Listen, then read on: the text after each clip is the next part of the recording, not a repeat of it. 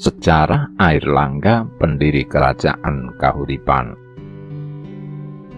Airlangga atau sering pula ditulis Erlangga adalah pendiri Kerajaan Kahuripan yang memerintah 1009 sampai 1042 dengan gelar Abhiseka Sri Maharaja Rakai Halu Sri Dharmawangsa Airlangga Anantawikrama Tunggadewa.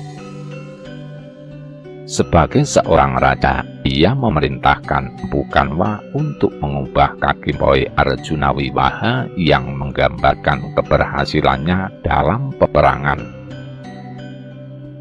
Di akhir masa pemerintahannya, kerajaannya dibelah dua menjadi Kerajaan Kadiri dan Kerajaan Janggala bagi kedua putranya.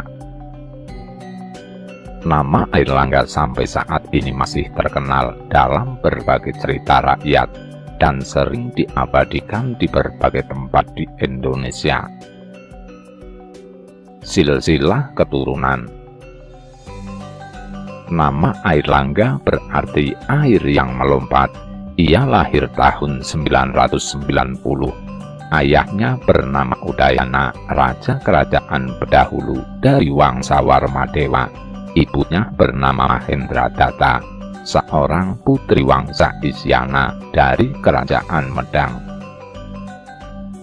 Waktu itu Medang menjadi kerajaan yang cukup kuat, bahkan mengadakan penaklukan ke Bali, mendirikan koloni di Kalimantan Barat, serta mengadakan serangan ke Sriwijaya.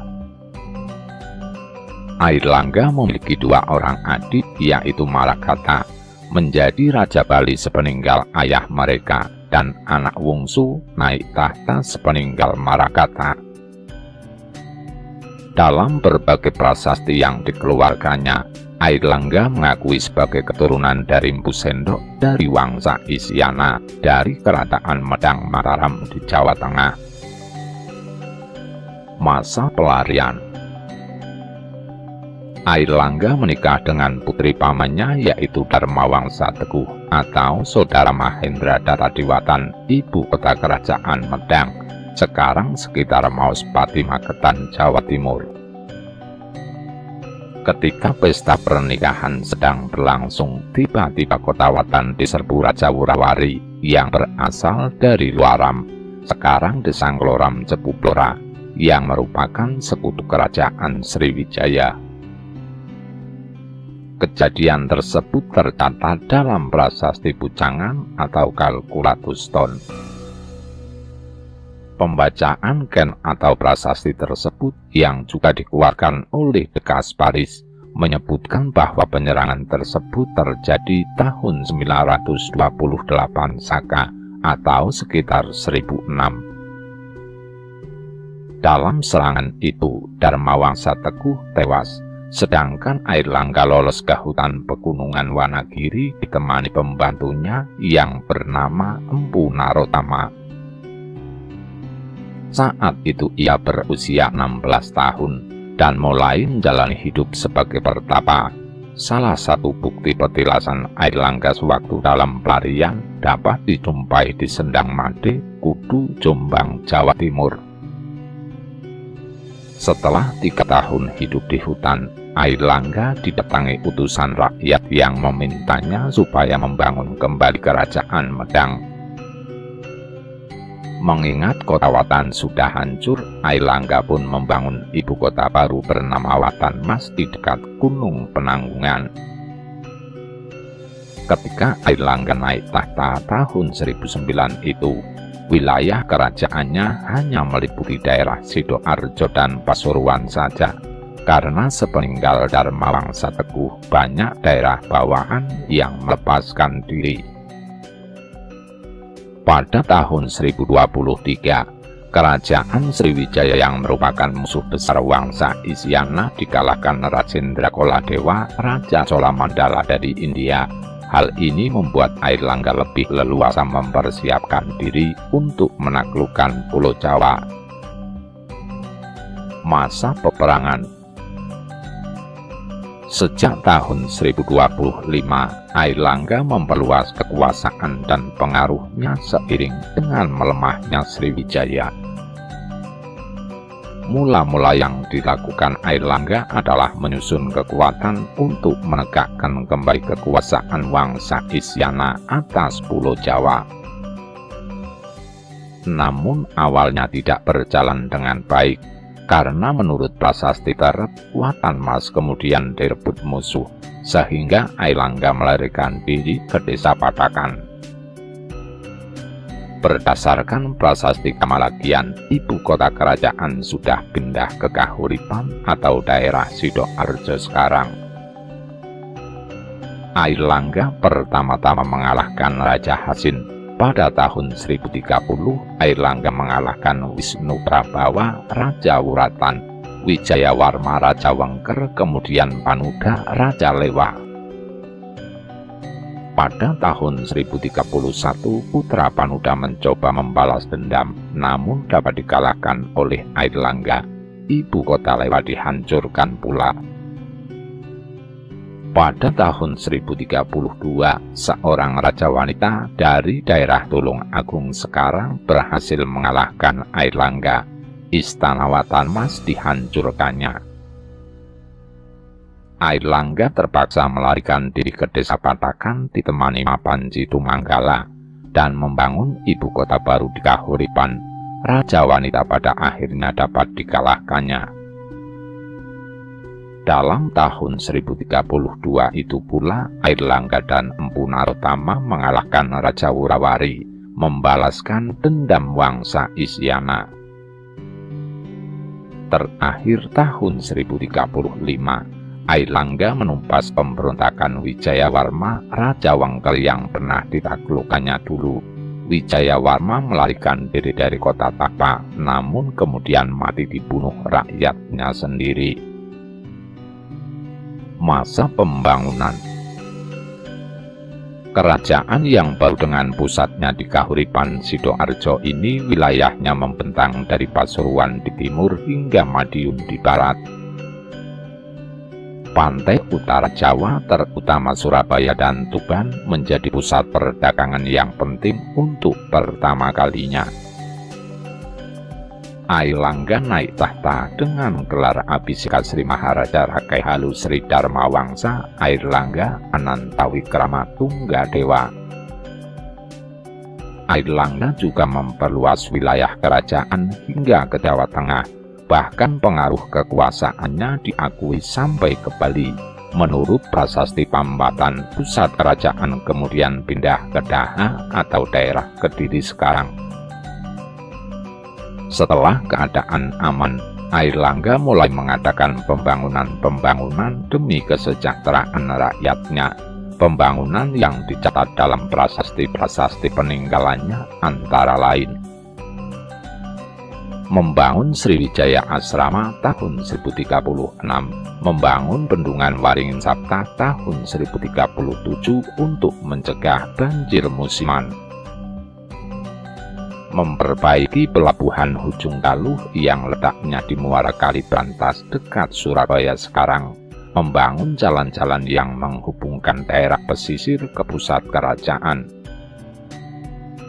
meresmikan pertapaan Gunung Bujangan tahun 1041, memindahkan ibu kota dari Kahuripan ke Daha.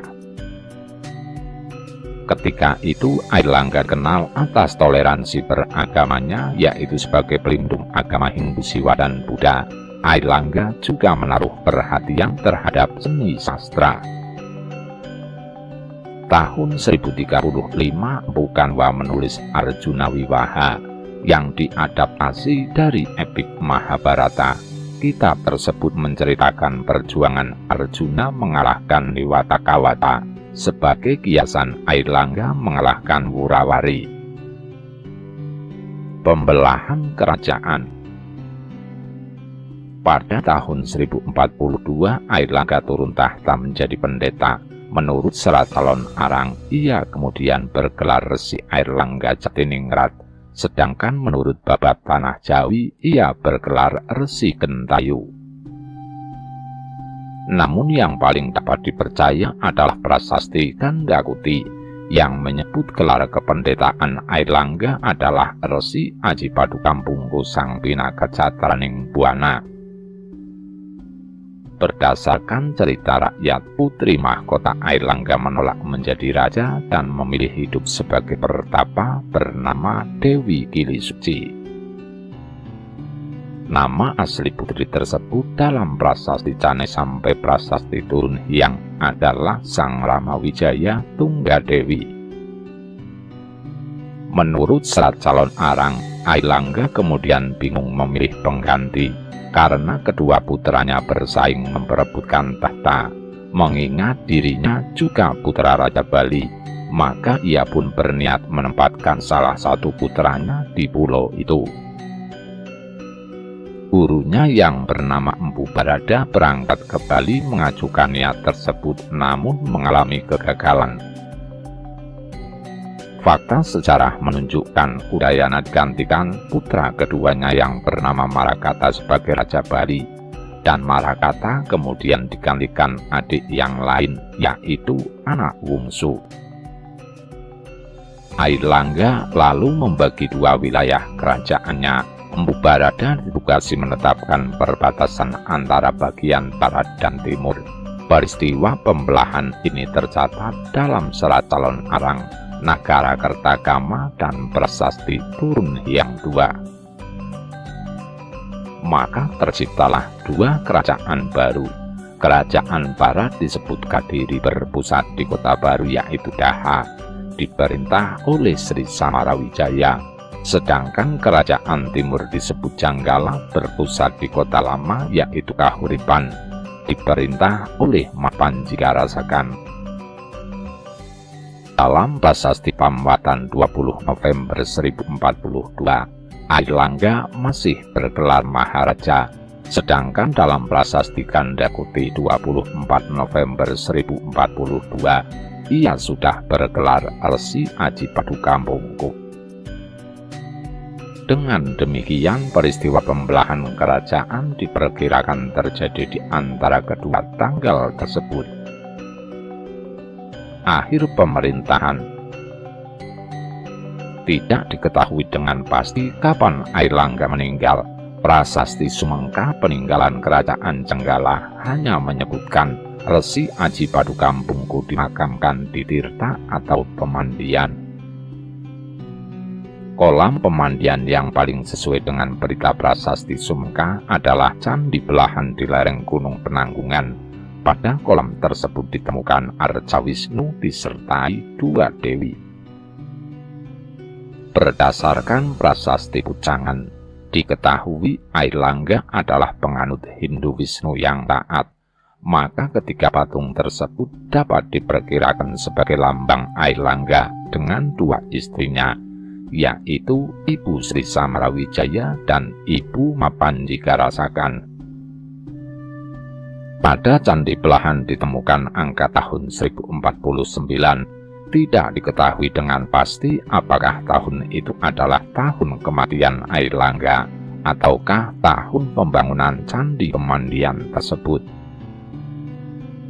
Kahuripan, Daha, atau Panjalu.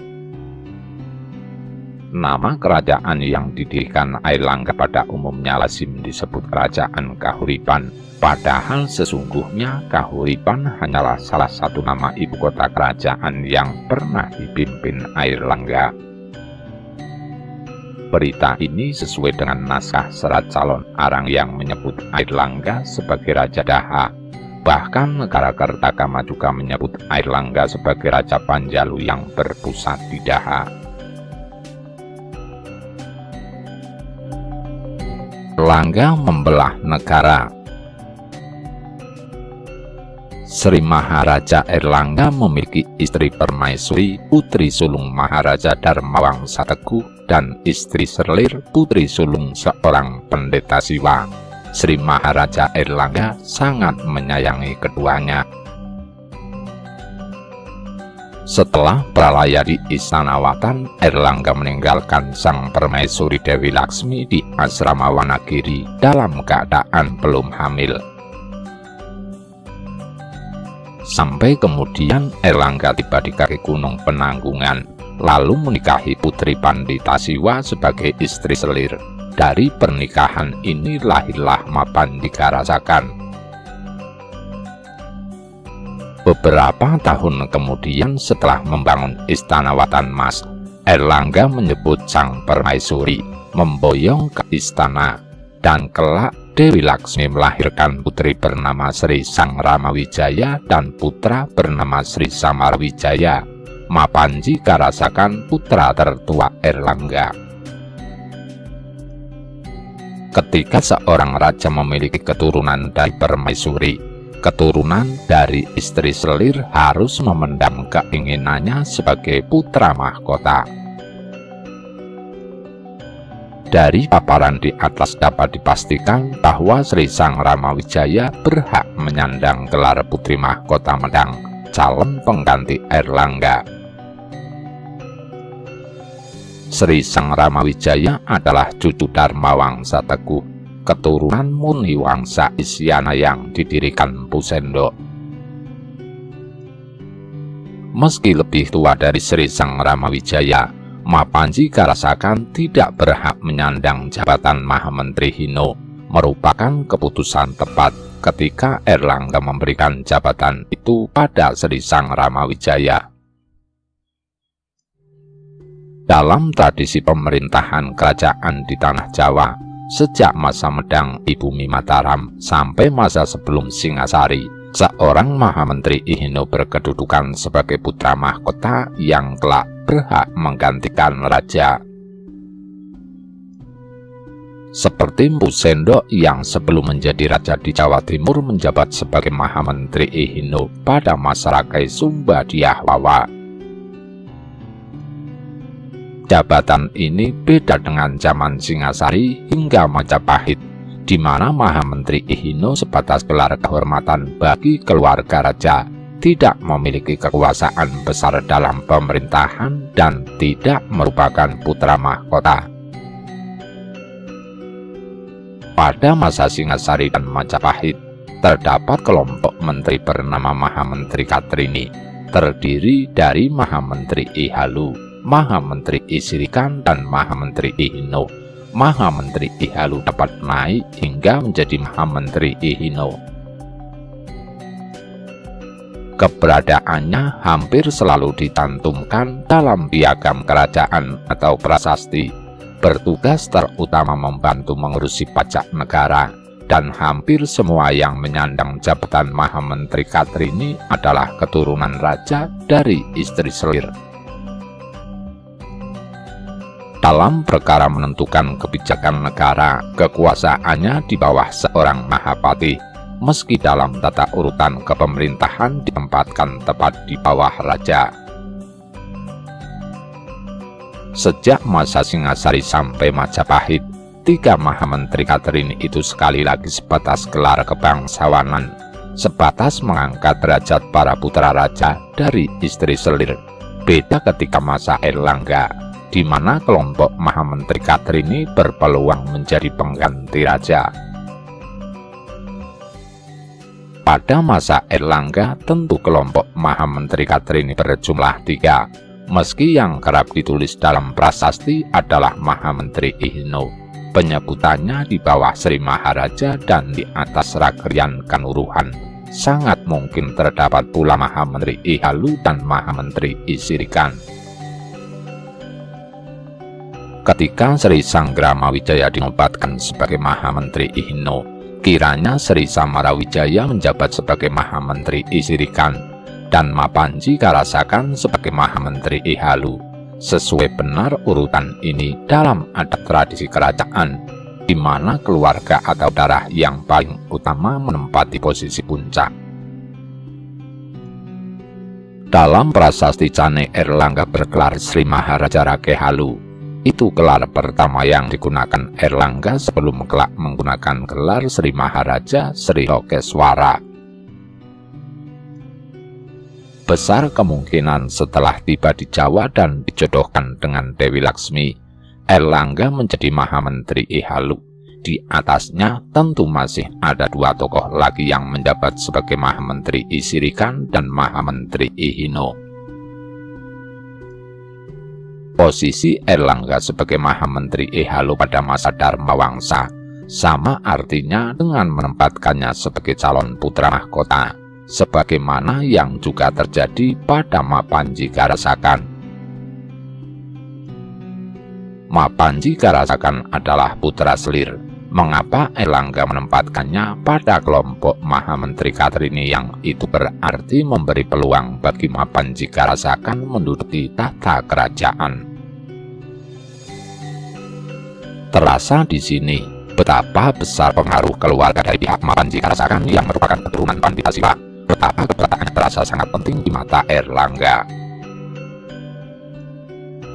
Hanya Maharaja berjiwa besarlah yang suka menempatkan putra selirnya dalam barisan calon putra mahkota yang memberi peluang besar menduduki tahta.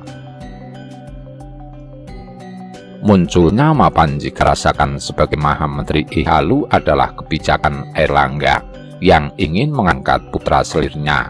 Airlangga sekali lagi menyayangi kedua istrinya dan menyayangi semua putranya. Penempatan Mapanjikarasakan sebagai Mahamentri Ihalu tidak dapat dilepaskan dari keberadaan kakeknya.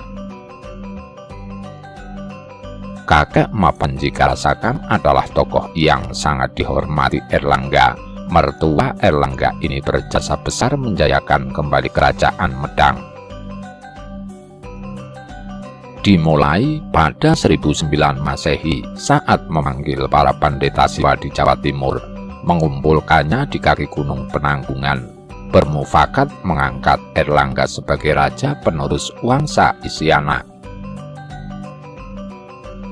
Sejak saat itu para pemuka agama Siwa mendukung pemerintahan Airlangga yang menganut Wisnu. Ketika Airlangga tersingkir dari Watan Mas, Pandita Siwa ini berjasa pula mengantar Airlangga kembali ke singgasana.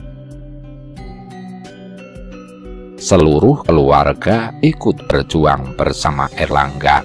Mapanji Tumanggala, putra bungsu sang Pandita, adalah seorang senopati Airlangga yang mengikuti setiap pertempuran penting dan berperan besar dalam penyerbuan atas Lodoyong pada penghujung 1032 Masehi.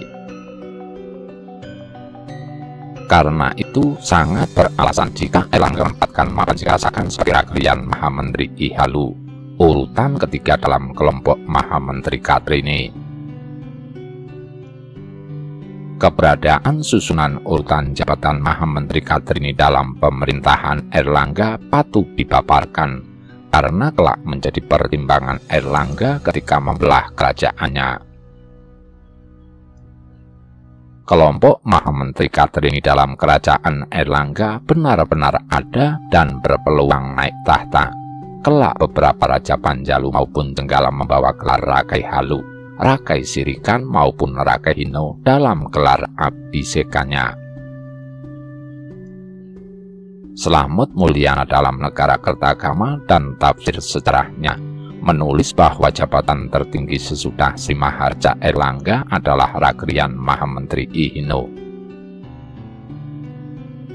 Menurut Slamet Mulyana yang ahli filologi ini, sejak 1021 Masehi, sebagaimana dinyatakan dalam Prasasti Cane sampai 1035 Masehi, seperti tertera dalam Prasasti Turun Hyang 1, jabatan Ragrian Mahamentri Ihino dipegang Sri Sang Ramawijaya Dharma Prasada Tunggadewi, putri Airlangga dari perkawinannya dengan putri Raja Dharmawangsa.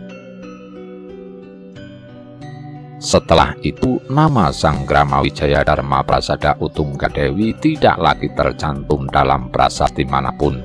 Slamet Mulyana tidak mengetahui mengapa demikian. Siapa yang menjadi penggantinya sebagai Ragrian Mahamentri juga tidak diketahui. Baru diketahui pada 1041 Masehi, ketika prasasti Putangan menampilkan Ragrian Mahamentri Ihino baru bernama Sri Samarawijaya Dharma Suparnawahana Teguh Utunggadewa.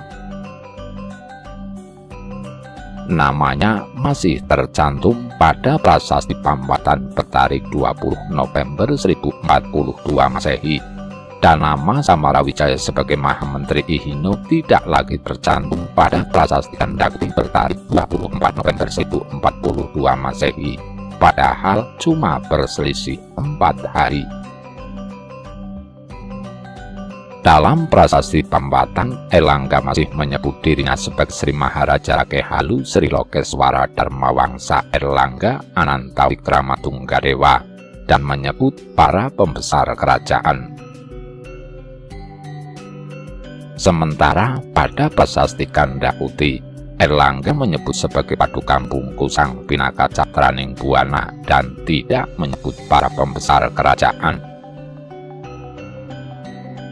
Atas dasar itu pula Slamet Mulyana mengambil kesimpulan bahwa Airlangga turun tahta antara tanggal 20 dan 24 November 1042 Masehi. Jika demikian, masih menurutnya pembelahan kerajaan Airlangga berlangsung antara tanggal 20 dan 24 November 1042 Masehi juga. Sejauh mana kebenaran simpulan Slamet Mulyana terkait mundurnya Airlangga dan pembelahan kerajaannya akan diuraikan di belakang. Sekarang mengecek dulu kesimpulan Slamet Mulyana yang mengatakan bahwa Sri Sanggramawijaya hanya menjabat Mahamentri Ihino sampai tahun 1035 Masehi. Maharaja Rakehu Sri Lokeswara Dharmawansa Airlangga nama Prasot Tunggadewa dinadah Rakrian Mahamentri Ihino Sri Sanggramawijaya Pasoda Tunggadewi Umnisor 1 Rakrian Kanuruhan Budharma Mantri Narottama Janacura. Slamet Mulyana menyimpulkan Sri Sanggramawijaya menjadi Mahamentri Ihino hanya sampai 1035 Masehi atau pada sampai dikeluarkannya prasasti turun yang satu oleh Airlangga. Besar kemungkinan Sri Sanggramawijaya menjabat sebagai Mahamentri Ihino sampai 1041 Masehi dan posisinya digantikan adiknya sebagaimana tercantum dalam prasasti Bujangan yang menampilkan Rakrian Mahamentri Ihino baru bernama Sri Samarawijaya Dharma Suparwahana Teguh Putunggadewa. Sampai di sini dapat disimpulkan Sri Sanggramawijaya melepas jabatan Mahamentri Ihino antara sekitar tahun 1037 Masehi sampai 1041 Masehi. Baba Tanah Jawi menyebutkan Putri Mahkota Airlangga meninggalkan keraton menjalani hidup sebagai petapa bergelar Nyi Ageng Gili Suci. Banyak pendapat yang menyebutkan tempat pertapaan Nyi Ageng Gili Suci di Goa Selomangleng di lereng Gunung Wilis Kadiri maupun di Tulung Agung. Nama Gili Suci sendiri tidak termuat dalam prasasti manapun yang dikeluarkan Airlangga maupun masa setelahnya. Jika disangkutkan dengan catatan prasasti Bujangan, kiranya yang dimaksud Gili Suci dalam Baba Tanah Jawi adalah Sri Sanggramawijaya Dharma Prasada Utunggadewi. Lalu di manakah ibu kota kerajaan Airlangga ketika Sri Sanggramawijaya melepas jabatan sebagai Mahamentri Ihino? Apakah ketika masih di Kahuripan atau ketika sudah di Daha? Berdasarkan prasasti Bujangan bertarik 1041 Masehi, yang menjadi Mahamentri Ihino adalah Sri Samarawijaya. Sementara prasasti ini dikeluarkan ketika Airlangga masih beribu kota di Kahuripan. Dengan kata lain, Sri Sanggramawijaya melepas jabatannya di Kahuripan. Dari sini dapat disimpulkan bahwa setelah Sri Sanggramawijaya melepas jabatannya, Airlangga memindah ibu kota kerajaannya.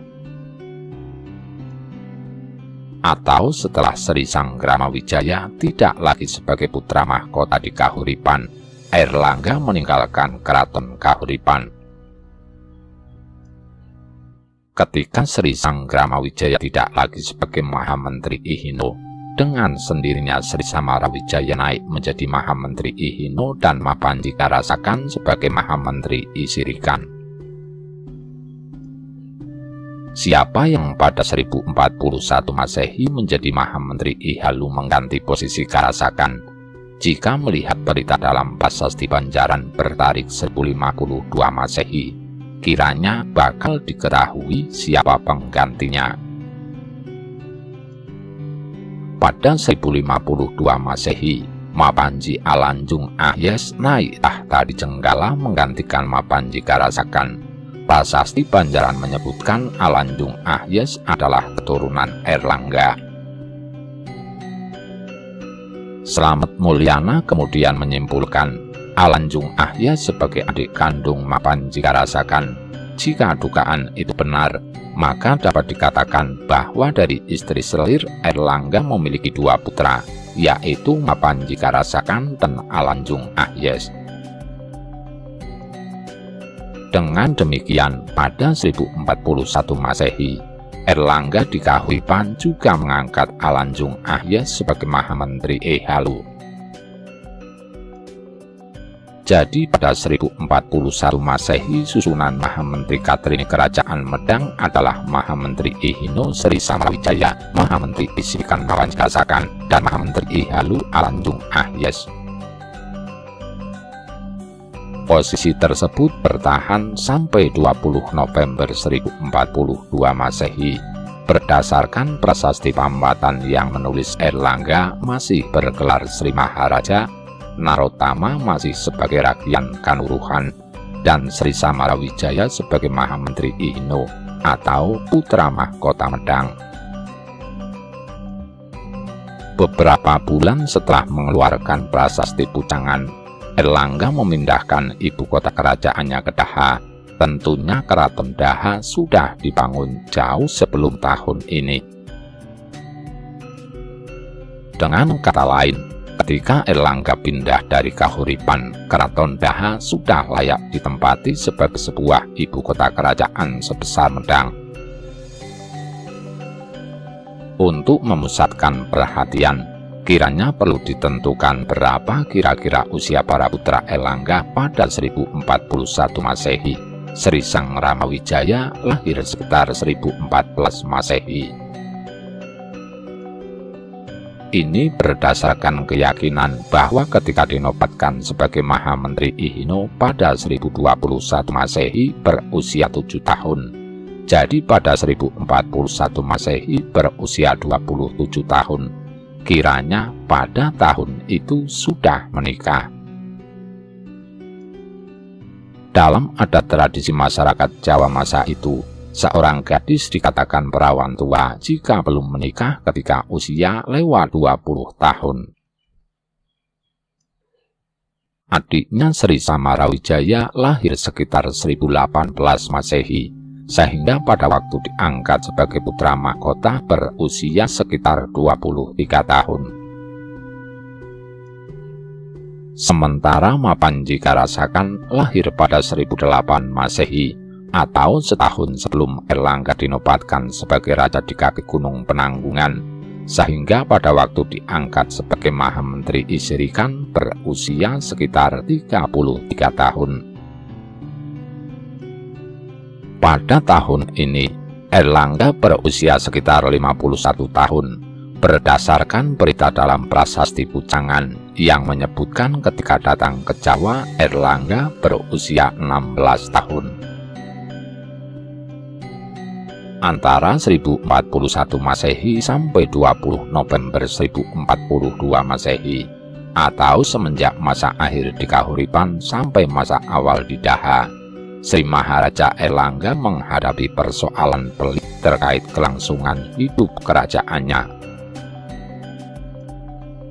Setelah susah payah membangun keraton baru di Daha, Erlangga harus menghadapi persoalan besar yang mengarah pada persaingan perebutan tahta antara kedua putranya, antara Mahamentri Ihino Sri Samarawidjaya dengan Mahamentri Isirikan Mapanji Karasakan.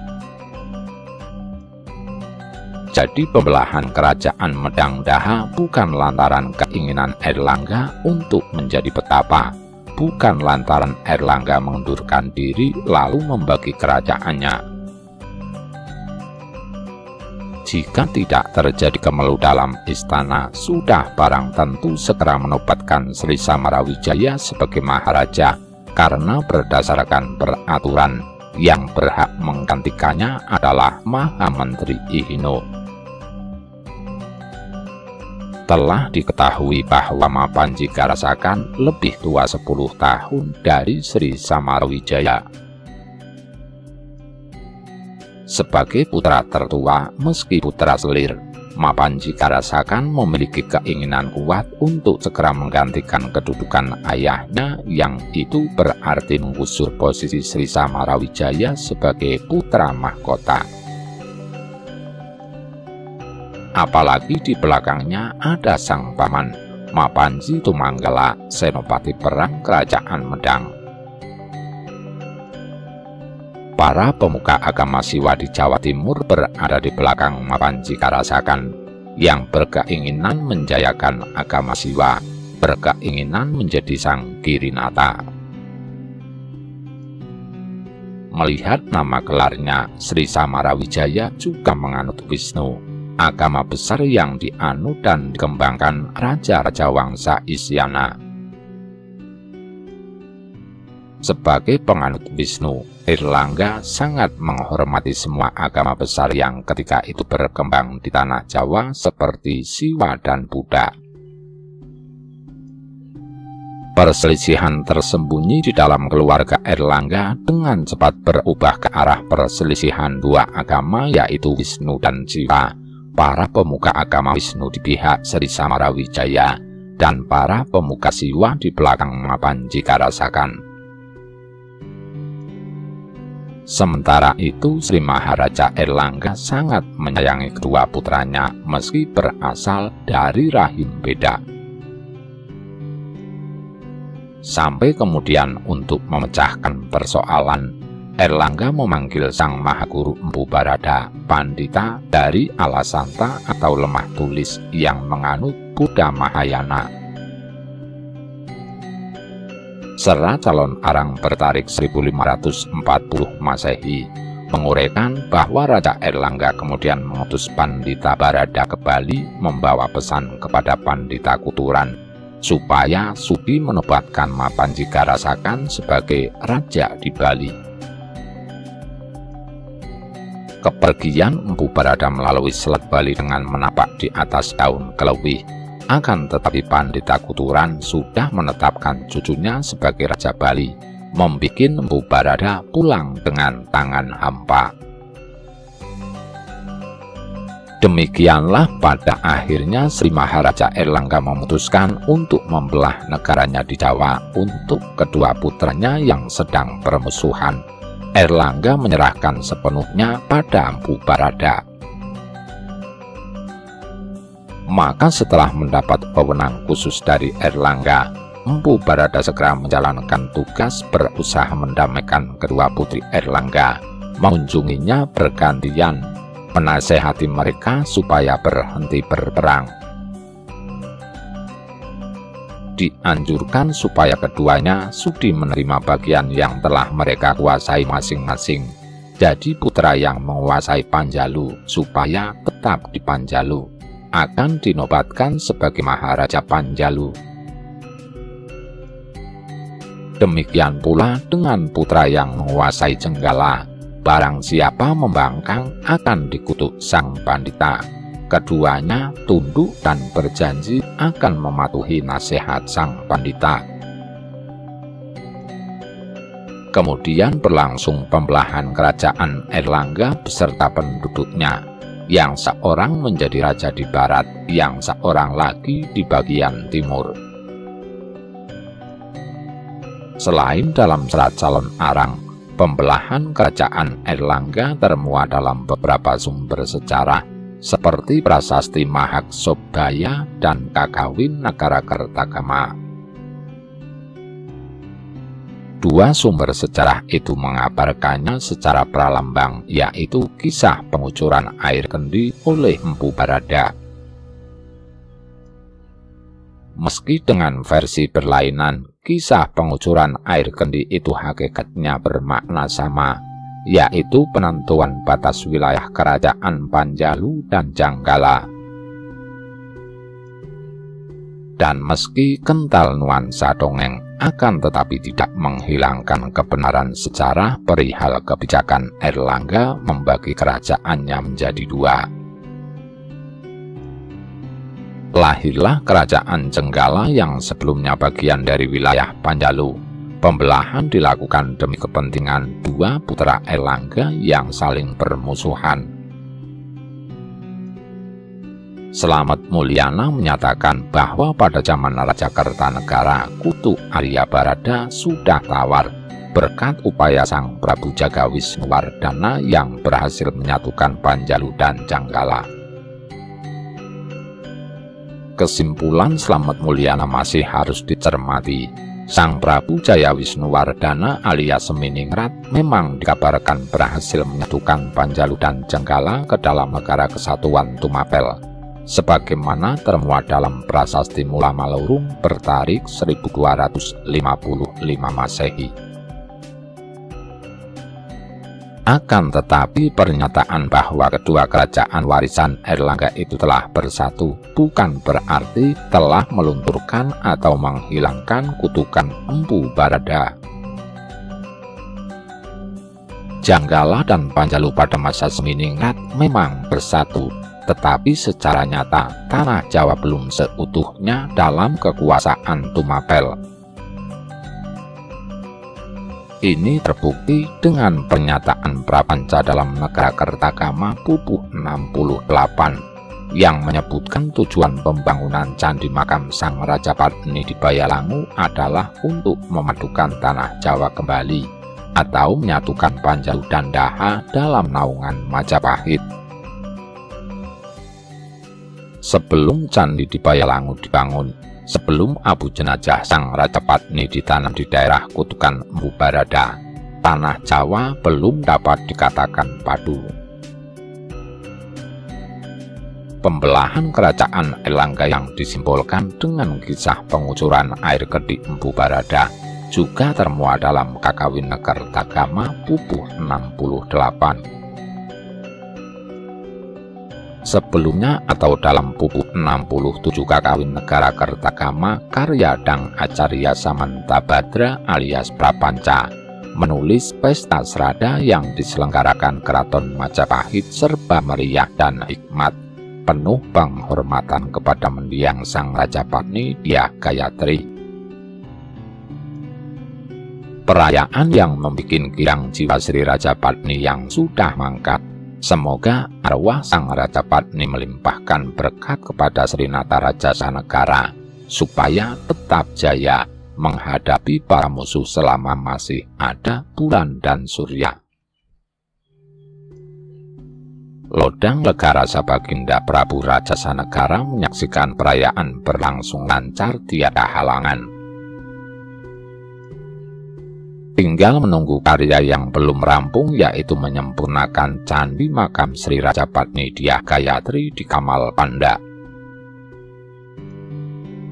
Inilah sejarah Kamal Panda menurut tutur yang dapat dipercaya, tulis Prapanca dalam Pupuh 68 Negara Kertagama. Suatu ketika Sri Nata Panjalu Daha Maharaja Airlangga berkehendak membelah tanah Jawa lantaran cinta pada kedua putranya.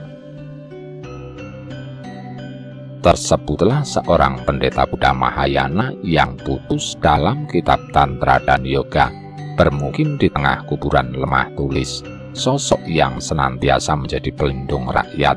Ketika mengunjungi Pulau Bali hanya berjalan kaki, tenang menapak permukaan lautan. Empu Barada namanya, sosok yang paham tiga zaman. Girang beliau menyambut permohonan Maharaja Airlangga supaya membelah negara. Maka perbatasan negara ditandai dengan air kendi yang mancur dari angkasa. Dari barat ke timur sampai lautan, lalu dari utara ke selatan, daerah selatan yang jaraknya tidak begitu jauh bagaikan terpisah samudra besar.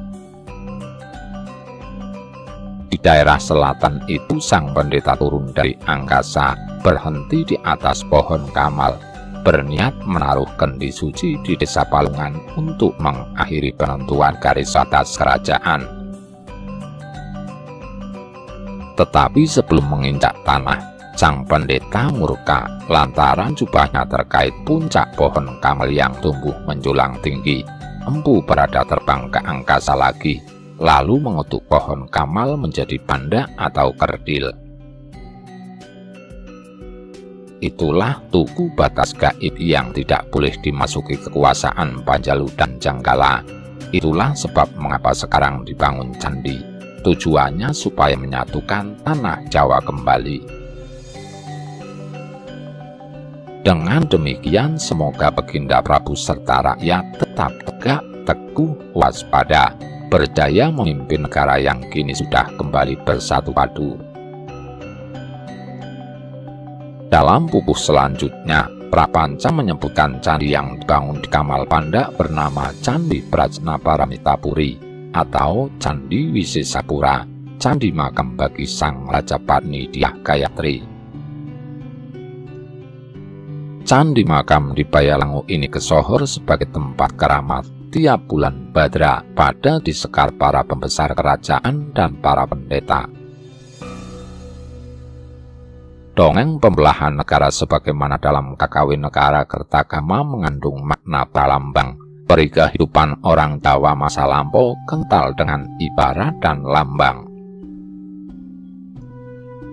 Ketika bermaksud menyampaikan sesuatu perkara atau masalah yang sekiranya bersinggungan dengan pihak penguasa atau negara, orang Jawa selalu menyampaikannya dengan bahasa lambang atau ibarat. Kejadian-kejadian sejarah yang benar-benar terjadi pada masa silam diterangkan pada para anak keturunannya melalui kisah ibarat, bukan menyampaikan secara apa adanya. Ketika membaca beberapa hasil karya sastra para pujangga Jawa, baik tulisan maupun lisan, seyogyanya harus memahami watak asli tersebut. Peristiwa sejarah yang benar-benar terjadi kerap kemudian kelihatan seperti dongengan tidak masuk akal, lantaran sudah banyak dibumbui perkara-perkara gaib, diselimuti kejadian-kejadian gaib tidak masuk akal, yang bertujuan meluhurkan atau membesarkan para tokoh yang sedang diceritakan atau diungkapkan. Salah sebuah contoh yaitu kisah terbangnya Empu Barada saat bertugas membelah negara. Sosok yang juga diriwayatkan sanggup mengunjungi Pulau Bali hanya dengan menapak di atas permukaan laut. Kiranya tidak begitu kehebatan Empu Barada. Meski orang zaman dahulu dikenal sakti-sakti, kucuran air kendi tidak bakal menjadi aliran Sungai Leksa di timur Gunung Kelut. Tanpa perahu, Empu Barada juga sulit mengunjungi Pulau Bali. Sekali lagi, watak tabiat penulisan atau pengisahan babat, legenda, dongengan Jawa kuno banyak makna tersiratnya, banyak lambang dan ibaratnya. Empu Barada mengutuki pohon asem yang menyangkuti jubahnya, sebagaimana dikisahkan Prapanca dalam Kakawin Dejawarnana. Bukan benar-benar terjadi peristiwa penyangkutan jubah sang pandita pada ujung pohon asem atau kamal di daerah Palungan. Bukan benar-benar terjadi pengutukan supaya pohon kamal menjadi panda hingga kelak daerah itu dinamakan Kamal Panda, pohon kamal kerdil. Bukan pula benar-benar terjadi peristiwa pengucuran air kendi dari angkasa oleh Empu Barada sebagai garis pemisah Panjalu dan Janggala. Dongeng tersangkutnya jubah Empu Barada pada pohon asem alas atau pohon kamal mengandung arti Empu Barada mendapat rintangan besar ketika melakukan pembelahan negara, sehingga tugasnya tidak sempurna. Ada sebuah daerah yang tidak berhasil dijangkau atau tidak mau tunduk pada kekuasaan Panjalu maupun Janggala. Karena itu, Empu Barada yang hampir selesai menentukan daerah-daerah mana saja yang masuk kekuasaan Panjalu, dan daerah-daerah mana yang masuk wilayah Janggala menjadi murka pada penolakan penguasa daerah Brang Kidul yang ingin menjadi wilayah merdeka. Padahal daerah itu digolongkan sebagai daerah berkedudukan lebih rendah dari daerah sekitar, dilambangkan sebagai daerah palungan atau cekungan. Di sini maksud daerah palungan sesungguhnya adalah daerah yang memiliki derajat atau menganut agama lebih rendah ketimbang Panjalu dan Janggala. Daerah itu memutuskan berdiri sendiri, serupa berdiri tinggi menjulangnya pohon kamal di tanah cekungan melebihi ketinggian pohon-pohon lain di tanah lebih tinggi. Daerah palungan melawan kekuatan atau kehendak Empu Baradah. Sikap itu dapat diartikan melawan kekuasaan kerajaan. Tetapi Empu Baradah tidak sanggup menaklukkan kekuatan Brang Kidul. Meski demikian, perselisihan dapat diselesaikan dengan kesepakatan dua belah pihak. Terjadi perjanjian antara Empu Baradah dengan penguasa Brang Kidul.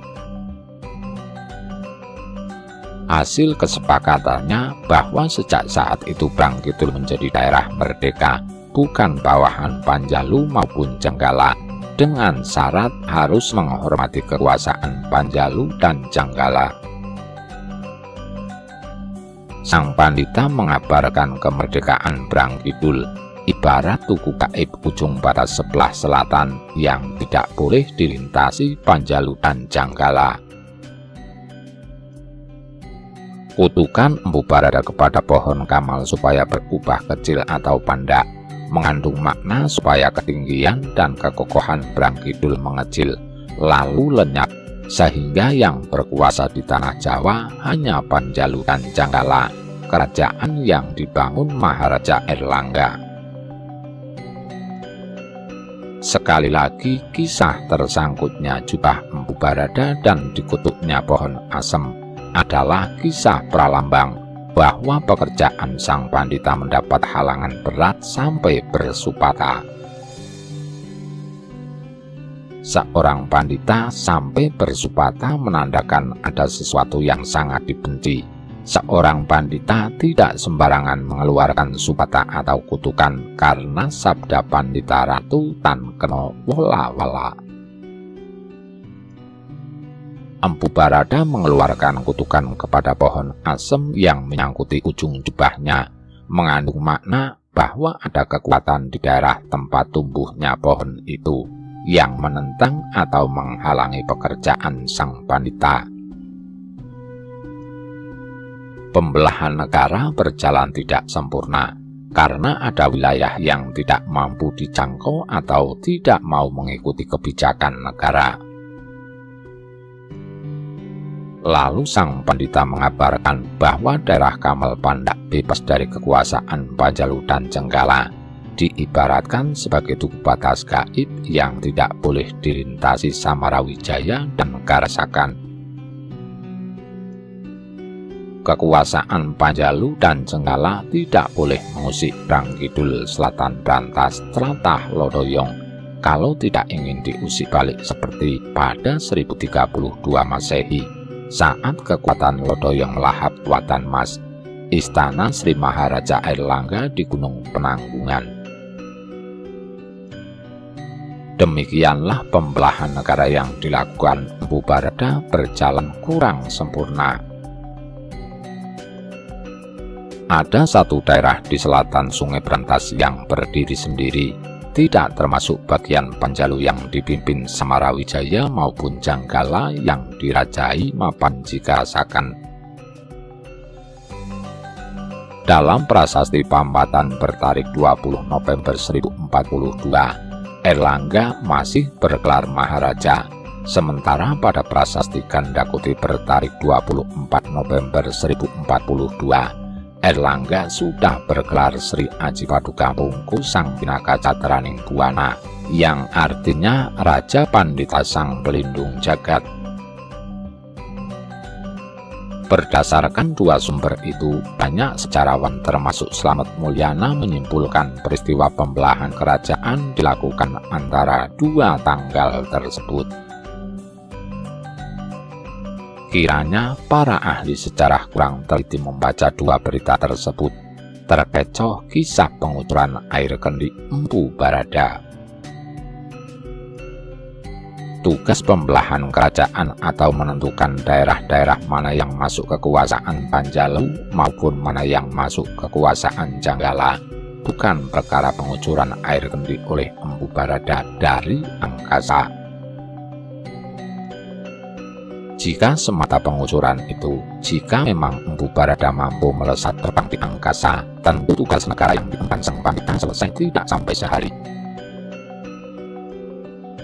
Peristiwa pembelahan kerajaan Airlangga yang dilakukan Empu Barada berlangsung setidaknya hampir setahun setelah keluarnya Prasasti Bujangan 1041 Masehi sampai keluarnya Prasasti Pambatan 24 November 1042 Masehi. Dalam rentang waktu itu Empu Barada ditemani Rakrian Kanuruhan Narotama terlebih dahulu berkunjung ke Bali, menyampaikan pesan Airlangga kepada Raja Pandita Kuturan. Dalam prasasti manapun tidak dikenal tokoh bernama Pandita Kuturan. Yang dimaksud serat calon arang sebagai Pandita Kuturan barangkali Sri Dharmawangsa Wardana Marakata Pangkajastana Utunggadewa, adik Airlangga yang bertahta di Bali sejak 1022 Masehi sampai 1049 Masehi dan digantikan anak wungsu. Airlangga mencoba mengambil kembali hak atas tanah Bali yang sudah jatuh ke tangan adiknya. Rencananya tanah Bali bakal ditempati Mapanjika-Rasakan, akan tetapi Marakata Pangkaja jelas menolak rencana Airlangga. Dan Empu Barada serta Narotama yang menjadi duta Airlangga tidak dapat berbuat banyak di tanah Bali. Apa upaya Airlangga menempatkan salah satu putranya mengandung makna bahwa Airlangga sesungguhnya berniat mengadakan penaklukan atas kerajaan yang dipimpin adik kandungnya. Meski bersaudara, tentunya Airlangga mengerti bahwa upaya meminta hak tahta kepada adiknya di Bali bakal sia-sia. Secara resmi Marakata Pangkaja sudah dinobatkan sebagai Raja Bali dan itu tidak dapat diganggu-gugat. Dalam catatan sejarah tak ada raja yang menyerahkan kekuasaannya secara cuma-cuma. Cerita keberangkatan Empu Barada ke tanah Bali membawa pesan Airlangga sangat mungkin mengandung makna tersirat, yaitu adanya peristiwa penaklukan Airlangga atas tanah Bali yang akhirnya gagal setelah mendapat perlawanan dari Pandita Kuturan. Sekembali dari Bali, Empu Barada dan Narotama menghadap Airlangga dan langsung mendapat tugas berat membelah negara. Kemudian keduanya berkeliling kerajaan, mengunjungi kerajaan-kerajaan bawahan Medang, mengatur mana-mana yang bakal dimasukkan dalam kekuasaan Panjalu dan mana yang masuk dalam wilayah Janggala. Empu Barada kemudian menetapkan garis batas alam yaitu deretan pegunungan, mulai dari Gunung Weliang ke selatan mengikuti jalur pegunungan Kawi, sampai selatan Brantas ke arah Sekara Kidul. Kiranya sebagaimana yang telah diuraikan di awal, bahwa wilayah Janggala berada di timur Gunung Kawi, sementara Panjalu berada di barat Gunung Kawi. Pusat pemerintahan Janggala tidak di Kahuripan. Kiranya keraton yang pernah ditinggalkan Airlangga itu memiliki suatu masalah besar dan tidak memungkinkan dijadikan ibu kota Janggala. Jika mengikuti konsep bahwa Janggala di timur Gunung Kawi, maka yang memungkinkan sebagai ibu kota Janggala adalah di sekitar Kutaraja yang kelak menjadi cikal kerajaan Tumapel. Sementara pusat pemerintahan Panjalu terletak di Daha atau di timur Sungai Brantas. Babat Tanah Jawi Kubahan Van Rich Korsel bagian 3 menyebutkan pembelahan kerajaan Erlangga. Karsane Sang Prabu besok ing sapengkarikan kumandi jumeneng nata putrane pisan, mulane ratone banjur diparut Tenggala sabegianing Surabaya sarta Pasuruan lan Kediri. Dene kang minangka watese pager tembok kang sinebut Pinggir Raksa wiwit saka puncaking Gunung Kawi mangisor nurut Kali Laksa banjur urut ing Branglor Kali Brantas saka wetan mangulon tekan ing desa kang saiki aran Juga nuli munggah mangidul teruse kira-kira nganti tumeka ing pasisir. Gugur-gugurane tembok iku saiki isih ana tilase kayata ing sak cedhaking Kali Laksa, sak kulon lan sak kiduling Kali Brantas, ing watesing Malang lan Blitar. Setelah Panjalu dan Jenggala terbentuk, Maharaja Erlangga meninggalkan segala kemegahan dunia, menyepi jalani hidup para resi utama, berupaya unggul menarungi hawa nafsu, bercita-cita sebagai pahlawan tapa brata. Seiring harapan semoga kedua putranya tampil sebagai raja-raja utama, pengayom para kawulnya, pencetak para narendra utama pula. Menurut serat calon arang, Erlangga bergelar Resi Erlangga Jatiningrat, sementara berdasarkan Babat Tanah Jawi bergelar Resi Kentayu. Menurut prasasti Ganda Kutip bertarik 24 November 1042 Masehi yang menyebut Resi Ajibar Gampung Kusang Pinaka Catraning Buana sebagai gelar kepanditaan Erlangga. Tiga sumber sejarah itu meski beda penyebutannya, namun memiliki kesamaan pemahaman bahwa Erlangga di akhir pemerintahannya mengundurkan diri dari keraton, menjalani hidup sebagai pandita. Prasasti Sumengka bertarik 1059 Masehi memberitakan bahwa Resi Ajipadu Gampung didharmakan di tirta atau pemandian. Kolam pemandian yang paling sesuai dengan berita prasasti Sumengka adalah Candi Belahan di lereng Gunung Penanggungan. Pada kolam tersebut ditemukan Arca Wisnu disertai sepasang sosok dewi. Prasasti Bujangan menyebut Erlangga sebagai penganut teguh agama Wisnu. Kiranya 3 patung tersebut merupakan perwujudan Raja Erlangga bersama 2 istrinya, atau Ibu Samarawijaya dan Karasakan. Rahayu Sagung Tumadi. Nuwun.